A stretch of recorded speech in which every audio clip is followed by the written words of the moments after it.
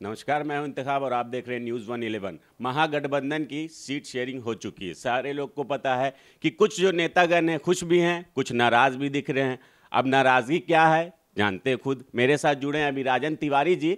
और ये बेतिया से माना जा रहा था, ऐसा कयास लगाई जा रही थी कि इनका टिकट कन्फर्म है, लेकिन महागठबंधन ने इनको टिकट नहीं दिया। तो आइए इनसे जुड़ते हैं और जानते हैं कि आगे की क्या रणनीति और कहाँ से ये लड़ेंगे चुनाव।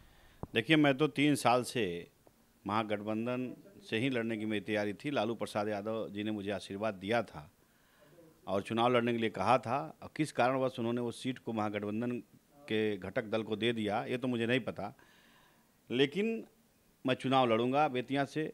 महागठबंधन इस पर विचार अगर नहीं करती है तो चुनाव तो लड़ना तय है।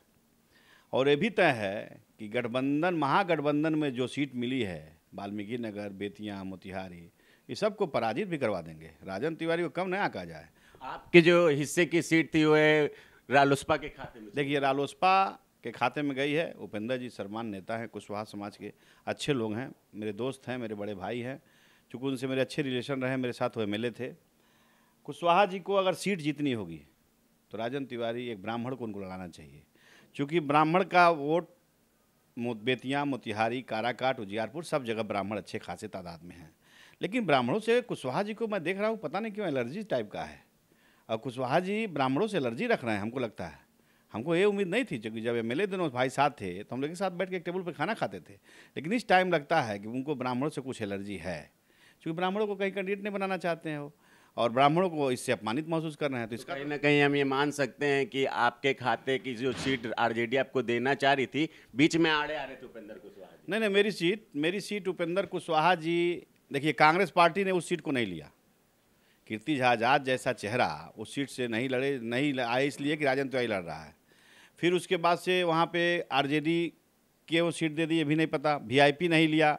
उपेंद्र जी कुशवाहा, इनके पास कोई कैंडिडेट था भी नहीं, फिर भी वो सीट मांग लिए। अब क्यों मांगे ये तो हो जाना है। लेकिन उपेंद्र कुशवाहा जी किसी को भी उम्मीदवार बनाएंगे तो मैं तो कहता हूँ ना कि बेतिया भी हराऊंगा, वहाँ से मैं जीतूंगा, और मोतिहारी भी हरा कर भेजूंगा, ये निश्चित है मेरा। और ऐसा ना समझे कि कोई हमको कि इतना छोट महागठबंधन लोग समझे आके हैं। क्योंकि मैं राजन तिवारी छोटा मोटा हैसियत नहीं रखता हूँ। मैं गरीब गुरबों के दिल में वास करता हूँ और गरीब गुरबों के साथ रहता हूँ, और मैं गरीबों का राजा हूँ। मैं ब्राह्मण जाति से ज़रूर हूँ, लेकिन ब्राह्मण के साथ साथ मैं पिछड़ी जाति, अकलियत का और दलितों का, सब पे राज करता हूँ। सबके साथ खाता हूँ, सबके साथ उठता हूँ, सबके साथ बैठता हूँ। इसलिए मेरे अंदर कोई जाति पाति नहीं है।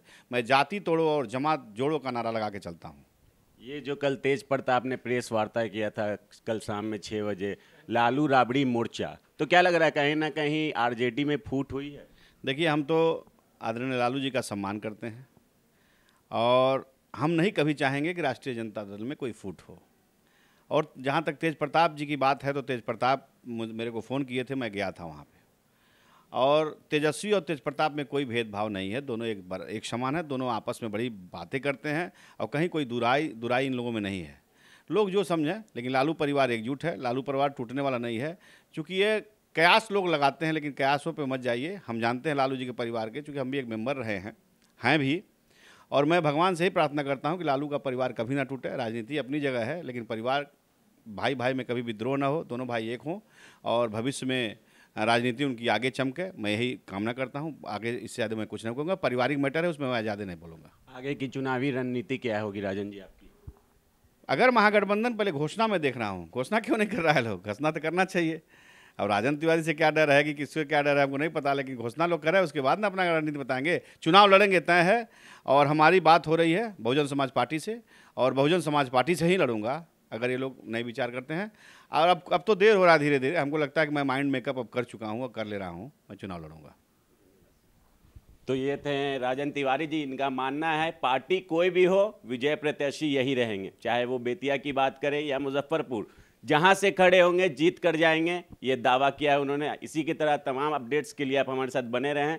मैं इंतखाब, कैमरामैन सुनील के साथ, न्यूज़ 111। नमस्कार। न्यूज़ 111 के वीडियोस को देखने के लिए चैनल को सब्सक्राइब करें और बेल आइकन का बटन दबाएं।